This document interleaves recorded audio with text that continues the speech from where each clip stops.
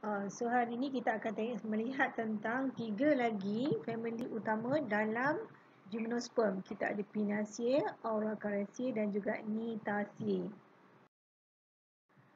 So ia berada dalam divisi Spermatopaita, subdivisi Gymnosperm dan order Corniferalis. Yang ini kita lihat yang pertamanya adalah Pinaceae. So Pinaceae ni yang kita biasa panggil dengan sebagai pokok pine.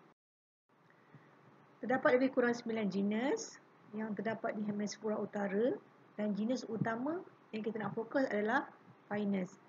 Ia merupakan sumber tanaman hiasan dengan dia punya bentuk morfologi yang sangat cantik, arkitektur pokok yang sangat cantik, sumber balak dan juga palpa kayu.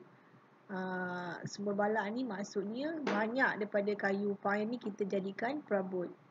Dia juga merupakan pokok, jarang kita jumpa sebagai shrub, bersifat malah hijau, mana dia, kalau kita tengok sampai dalam musim apa pun dia tetap hijau sepanjang tahun dan juga menghasilkan resin.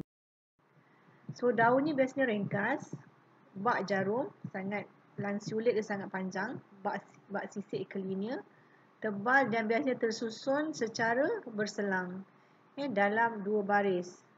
Dalam 92 rank, dalam satu tangkai tu boleh lebih kurang ada 92 baris. Dalam setiap baris tu kita akan jumpa dia punya daun tu ada yang 3, ada yang 2. Cuba tengok dekat Pinus Banksiana tu di 2. Dan kita tengok pula dekat Pinus strobus dia ada 5. So bilangan daun dalam setiap rank tu adalah mencirikan setiap spesies. Ini adalah contoh adalah kon jantan daripada Pinaceae. Okey, kita akan nampak dia sangat tersusun dan sangat padat. Setiap satu mengeluarkan sepasang microsporangium. Yang kita tengok tu setiap satu ada mata tu adalah sporangium.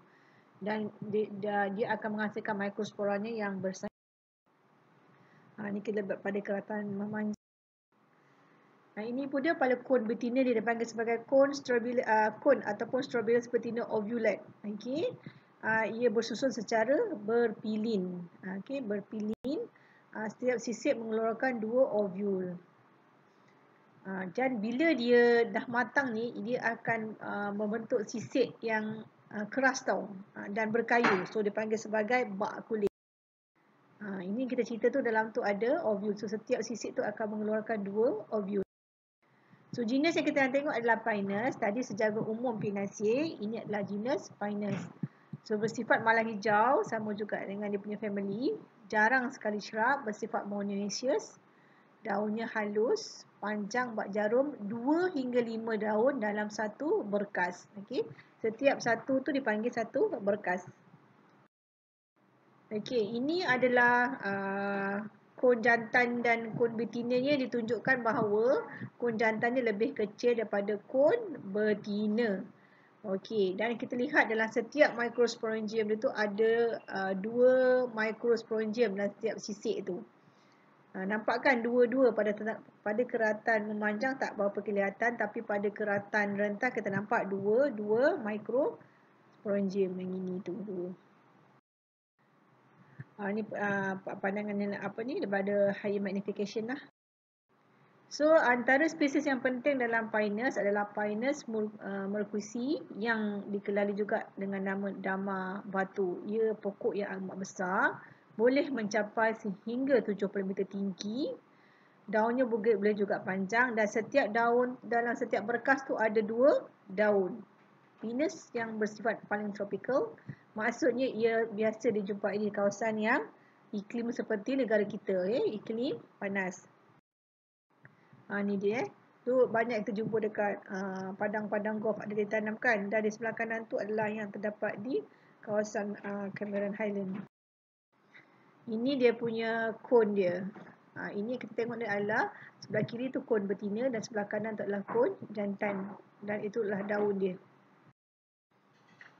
And then family kedua yang kita nak lihat adalah Aurocariaceae daripada order Corniferalis juga, dan terdapat 2 jenis utama yang kita panggil sebagai Araucaria dan Agathis. Ya, sebenarnya banyak terdapat di negara-negara yang temperate, negara temperate. Namun terdapat juga di semenanjung Malaysia spesies native, iaitu spesies yang memang berasal dari Malaysia dipanggil sebagai Agathis alba. Manakala Araucaria bidewili ni dan Araucaria excelsa adalah dibawa ke dalam negara kita, biasanya sebagai tumbuhan juga bersifat mara hijau, daun juga sisik tajam dan meruncing. Tapi Araucaria ni lebar dan pipih, tidak runcing dan tajam seperti Agathis. Okay. Susunan daun berlingkar, lurus atau bujur, biji bercantum dengan sisik kon yang menyokong. Sebentar lagi So strawberry ni bersifat dioecious, maksudnya ada kon jantan dan kon betina. Sebab semua kumpulan gimnosperm ni memang bersifat dioecious, di mana kon jantan dan kon betina ni adalah kita lihat kat sini So kalau kita lihat pada gambar ni, ini adalah Araucaria bidewili yang merupakan native di negara kita. So dekat sebelah kanan yang keluar biji tu adalah kon betina dan sebelah kiri adalah kon jantan.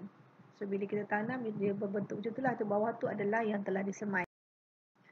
Ini merupakan Agathis alba yang banyak digunakan sebagai tumbuhan landscape di tepi jalan.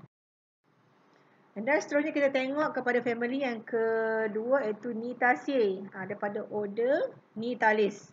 Merupakan pemanjat berkayu yang besar, jarang sekali pokok, tanpa saluresin. Dia climbers lah kebanyakannya.